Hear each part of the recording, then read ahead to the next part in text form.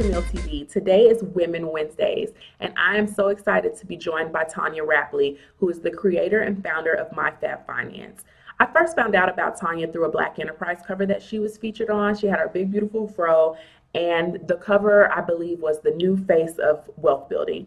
And so that really, made me intrigued and wanted to know a little bit more about who she is and what she does.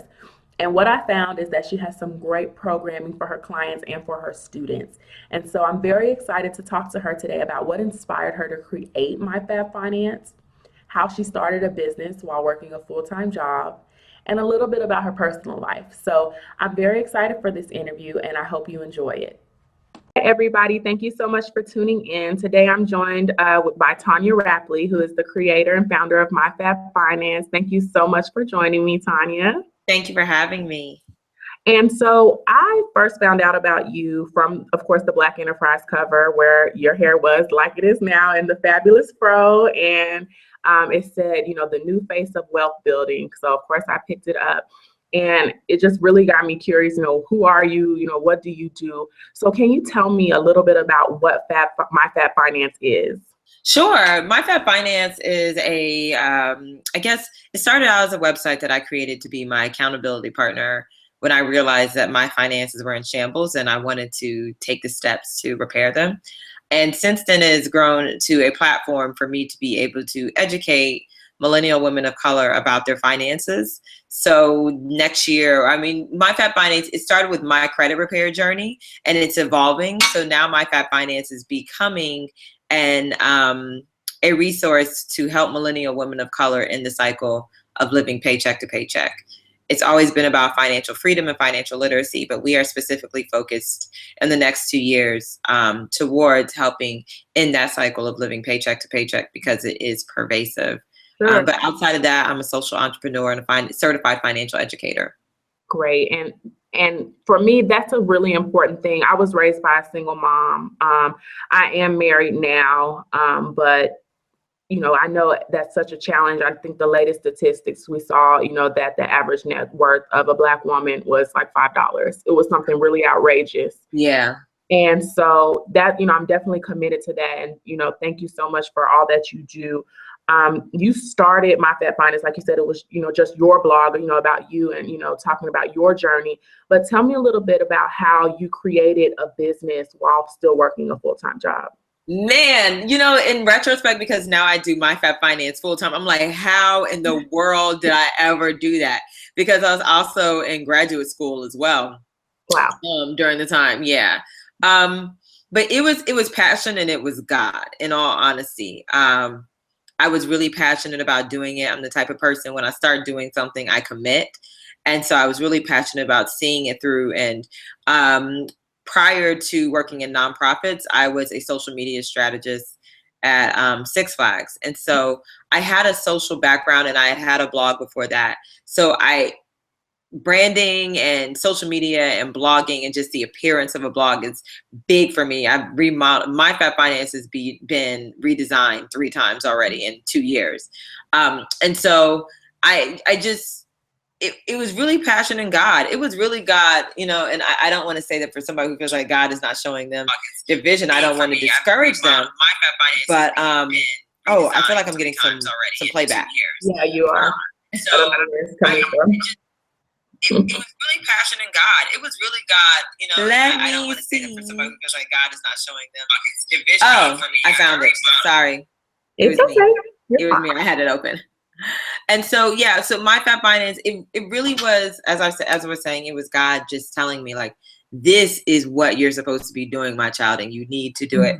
And it wasn't really about, the direct conversation. It was just reading the signs, seeing how things were evolving and developing for MyFabFinance. It's only been 2 years and it has grown so rapidly. But balance, when I think back to working at my job and making sure I had a flexible job, my initial job wasn't flexible. And so I ended up leaving that company for reasons outside of the lack of flexibility. But the job that I went to was very flexible, very supportive of MyFabFinance and very supportive of my desires. And they allowed me to take time off when I needed it. I mean, the company I was at before was the type of company, they were monitoring our activity online. The second company I went to, they were like, as long as you get your work done, we're okay. So that did involve a lot of blogging at the office, responding to emails. You found something that worked with your entrepreneurial spirit.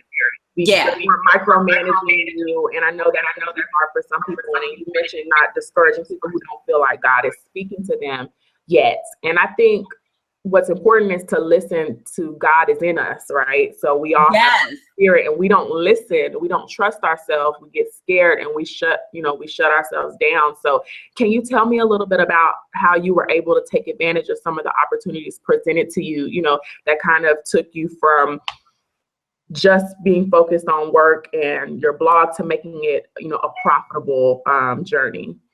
Yeah, so as I said, MyFabFinance wasn't my first foray into blogging. I moved to New York City as a blogger, but I had a music blog with a terribly flawed business plan. So I never, ever generated any money whatsoever with that blog. I was doing it for about 1.5 years.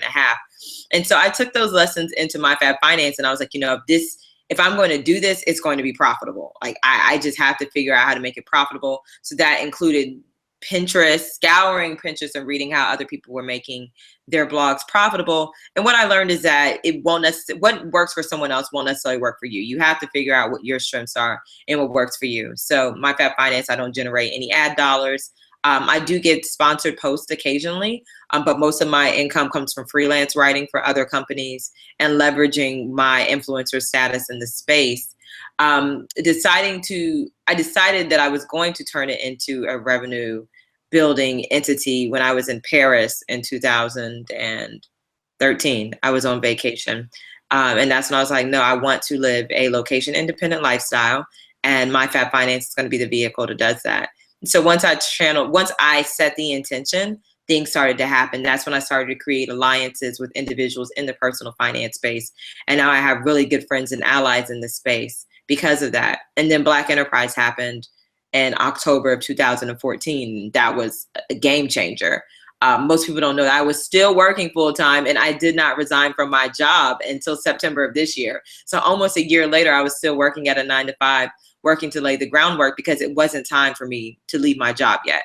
I had to be honest with myself and look at my financial situation. And although pride was saying, hey, you're on a magazine cover, you don't need to be doing this work anymore, my bank account was like, no, you still have some things you need to check out and take care of. And so that's what I did. And I've been working for myself for 2 months officially. And I'm so happy I did that because I'm not stressed financially. Things have happened out of, unexpected things have happened, but I'm not stressed financially, and I'm still able to kind of roll with those punches and make the best decisions for my business. So like I said, it's a journey, and you're working a job. So what is one piece of advice? Obviously you stayed there a little bit longer so that you could become, more financially secure. But what piece of advice would you have for someone that has a dream, they're working their job, but they know that that's not what they want to do? If you could just, I know it's hard, but one thing to, that you would tell them to encourage them, on that journey. To learn. You never know everything.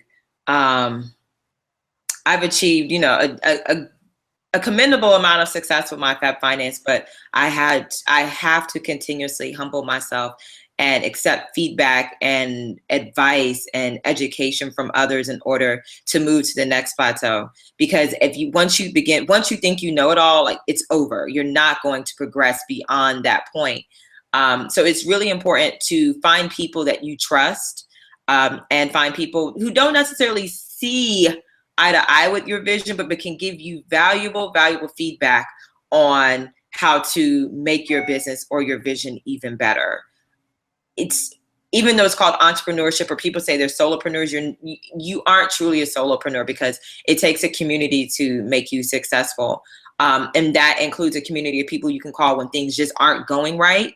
That includes a community you can call to celebrate your wins with, people who are happy for you to have those wins. And that also means having a community of people who will sit you down and say, hey, you did this, but I don't know if that's best for your business, and here's why.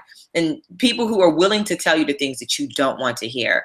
It's really important to have them around, because that is how you're going to continue to learn and innovate and make your business even better.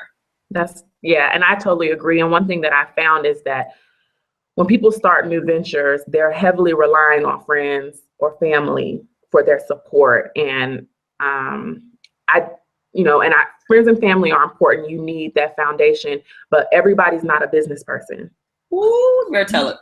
You cannot take everyone's advice. So I really think that that's a really key piece of advice to network. And what's the advice that you have for networking? How do you go about creating, not necessarily business partnerships, but just business relationships with people to bounce ideas off of? What's the first step to making those relationships?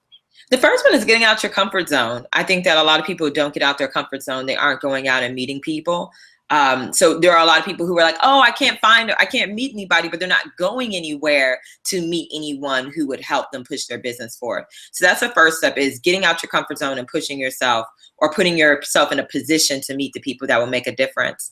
And then the next step is treating everybody with respect, because you never know who you're talking to.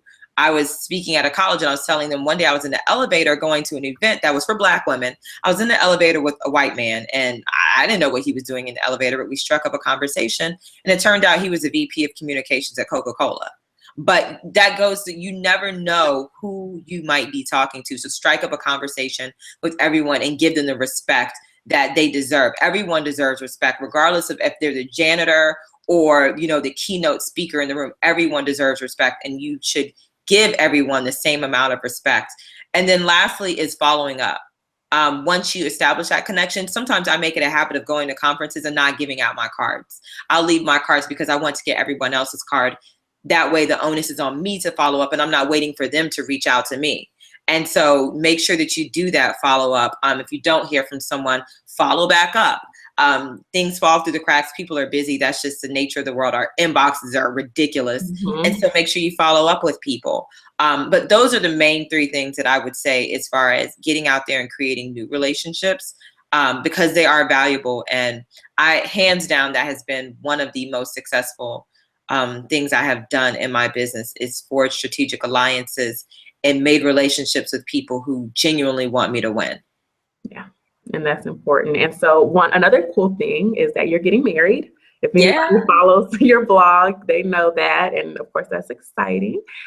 So as a money coach and as a financial educator, for anybody that's planning a wedding or thinking about, entering into, a romantic partnership, what is one piece of financial advice that you would have for them? That is a business relationship. As much as it is a romantic relationship, it is also a business relationship, because who you choose to marry or who you choose to do business with or who you enter into any intimate relationship with, they have the capacity to impact your finances on a large scale and your earning opportunities and your time. If you have someone in your life, a spouse that is not an asset or that is not supportive of your goals, and it becomes difficult because they're not willing to pick up the household chores, or they're not willing to do this or that to make sure that you can do what you need to do for your business. But also, if they're out here spending all the money that you bring in, you can be as financially sound as you want, but if you're with someone who just is YOLO to the wall, then, you're always going to have compromised finances for your household unless you start hiding stuff from them. And that's not a true partnership. Right. So as much as love is important, my mom always said, like, you can grow to love somebody. It is important to remember that as much as it is a romantic relationship or a business relationship, it is a business decision and a professional decision. I agree. I've been married for 9 years in January. Wow, congratulations. Thank you. And if you're not with somebody that's going to make you better, and it is hard, and it's not all about the money, but money will come if y'all are both focused, and you support each other. So I'm committed to growing with you. You don't want, when me and my fiance met, I was a completely different person in a completely different place. MyFabFinance wasn't even a blip on the radar initially, but he's grown with me and I've grown with him, and we're willing to evolve to this next level of my business with one another. And neither one of us are perfect. We weren't perfect when we got together, but we make it work, and we're committed to making it work. And that's really important. Even if you guys are broke initially, because we were broke initially. Same here. No nickel, none, zero. Yes, we definitely committed to bettering our situation. My fiance, I commend him. Now, when I met him, he's very open about this. When I met him, his credit score was, I think, about a 540, 560, and now he's a 763. And so, you know, just being willing to work. And some people are prideful, and being able to put your pride aside for the better good of the relationship. Yeah. And so you're very transparent, and you've been open about the fact that you are a survivor of domestic violence. And I know that you do work to spread awareness and bring hope. So tell us a little bit about that work. Yeah, I mean, that is definitely my biggest passion project that I have. So I'm working with I'm on the board of a nonprofit organization here in New York City called Connect.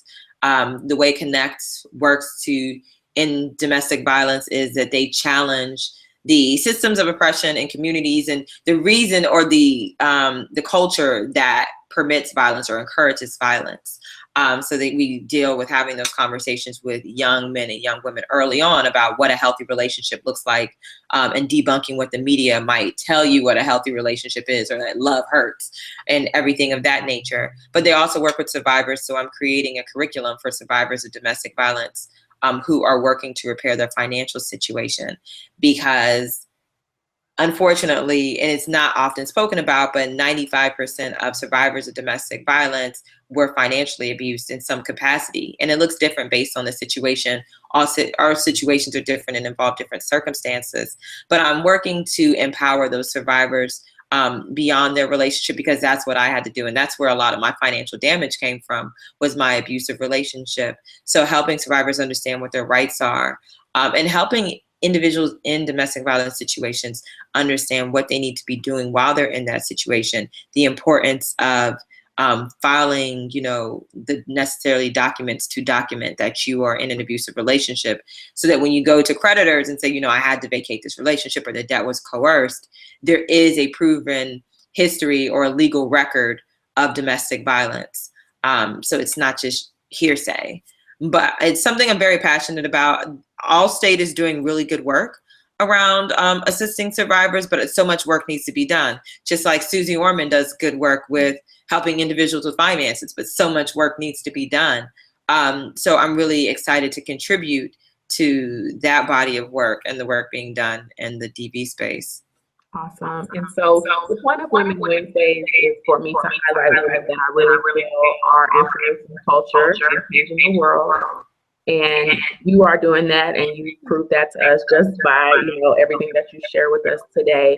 And so thank you so much for joining me. I want to encourage everybody who's watched to visit MyFabFinance.com. Also check out Tonya's personal website, TonyaRapley.com. And I really appreciate you joining me, and I look forward to building a relationship with you and my audience. And thank you so much that you've contributed already on our giveaway. We did give away 5 of your planners, and I've gotten great feedback from the young ladies that got the planner. So thank you so much for joining me today. Oh, thank you so much for having me, and congratulations to everything that you're doing and your audience. And there's so much work to be done in this space, and it's so wonderful to see other women who have the same zest for helping individuals change their lives and empower them. So thank you for having me. All right, thank you. All right, guys, thank you so much for tuning in to Women Wednesdays. Thanks for watching TimilTV. And a special thank you to Tonya for joining me. Be sure and subscribe or follow her on social media at MyFabFinance. And that's her handle on Twitter, Instagram, and of course on Facebook. Be sure and subscribe to our YouTube channel. You can catch these videos there or on TimilTV.com. Thank you so much for watching TimilTV.